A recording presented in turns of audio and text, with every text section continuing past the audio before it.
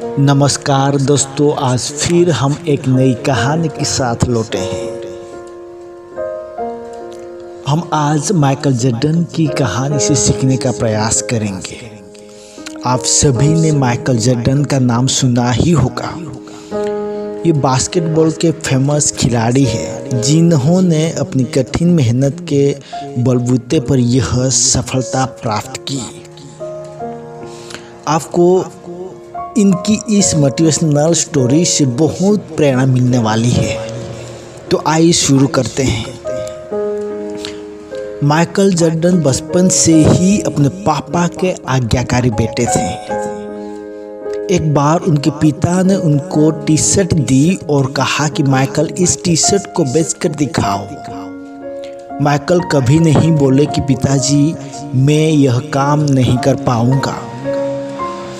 Michael गए और उस टी शर्ट को $1 में बेचकर आए। उनके पिता ने उनको शाबाशी दी और अगली बार फिर कहा माइकल जाओ और अब की बार उसे $2 में बेचकर दिखाओ। माइकल गए और धूप में परेशान होते रहे लेकिन टी शर्ट नहीं बिकी। माइकल ने दिमाग लगाया और टी शर्ट पर मिक्की माउस का फोटो प्रिंट किया और एक अच्छे स्कूल के बाहर खड़े हो गए जहां अमीरों के बच्चे पढ़ते थे। तभी एक बच्चे को वह टी शर्ट पसंद आ गई और उनके माता पिता ने उस बच्चे को वह टी शर्ट दिला दी। उसके बदले में माइकल को $20 मिले। माइकल घर आए और पिता को $20 थमा दिए। पिता ने उनको शाबाशी दी। कहानी का सबसे बड़ा मोड़ अब शुरू होता है। एक बार फिर उनके पिता ने उनको यही काम दिया लेकिन इस बार टी शर्ट $200 में बेचनी थी।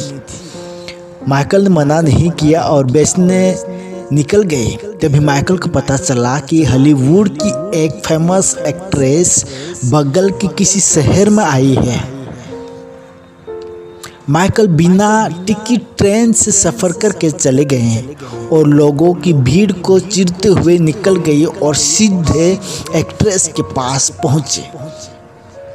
सिक्योरिटी गार्ड ने उनको रखने की कोशिश की लेकिन वो वहां पहुंच चुके थे।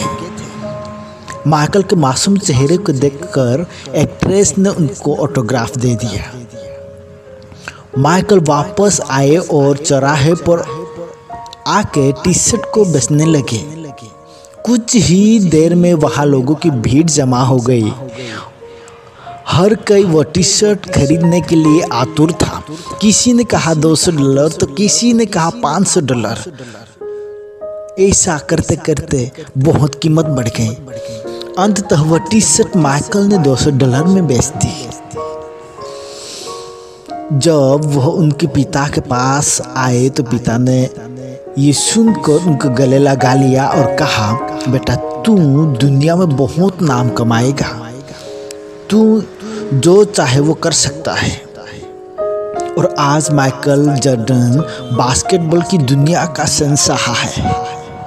दोस्तों, माइकल की ये कहानी हमें यह सिखाती है कि हर वक्त बहानेबाजी करने से सफलता नहीं मिलती बल्कि बहानों से आगे बढ़कर सोचने और अपनी बुद्धि का सही इस्तेमाल करने से सफलता मिलती है। मुझे उम्मीद है आपको भी ये मोटिवेशनल स्टोरी अच्छी लगी होगी। इस मोटिवेशनल स्टोरी को सुनने के लिए आपको दिल से शुक्रिया। अगर आपको ये स्टोरी अच्छी लगी है तो हमारे चैनल को सब्सक्राइब करें। हम फिर से एक नई कहानी के साथ कल मिलेंगे। Thank you.